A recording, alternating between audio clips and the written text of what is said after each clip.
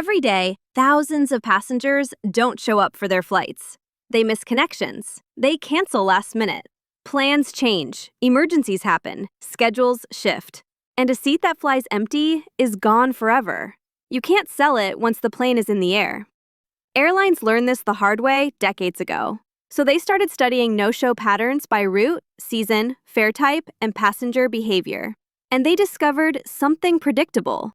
On average, a certain percentage of customers will always fail to show up. So airlines adjusted by selling slightly more seats than the plane actually has to make sure the plane leaves as full as it was designed to be. So airlines treat every seat like perishable inventory, just like hotel rooms, concert tickets, or restaurant tables. The goal is simple: fill as many seats as possible. Selling a few extra seats usually works out because no-show passengers create natural gaps. And even after paying compensation to the occasional bump traveler, the math still comes out far ahead. That's why overbooking exists. The extra seats sold almost always generate more revenue than they cost. This whole system runs on forecasting. Airlines use patterns. They analyze years of data to understand how people behave and run detailed forecasting models. They look at the historical no-show rate of each route, the time of year, day of the week, how often business travelers cancel, how often vacationers miss connections, and even how weather affects arrivals. From that, they build statistical models that predict, pretty reliably, how many passengers won't show up. On one flight, that number might be 2.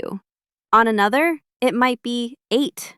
And when the airline decides how many seats to oversell, it's choosing a number that keeps the flight full while keeping the chances of bumping someone as low as possible. It's not random. It's a precise balance between efficiency and risk. Of course, things don't always go perfectly. Sometimes every single passenger shows up. That's when airlines ask for volunteers, offering cash, credits, meals, and hotels.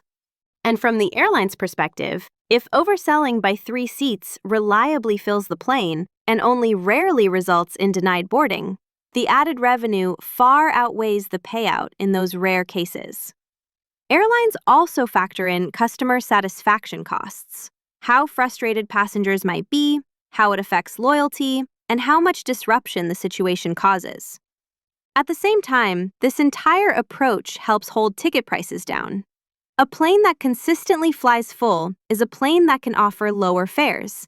A plane that flies half empty? Not so much.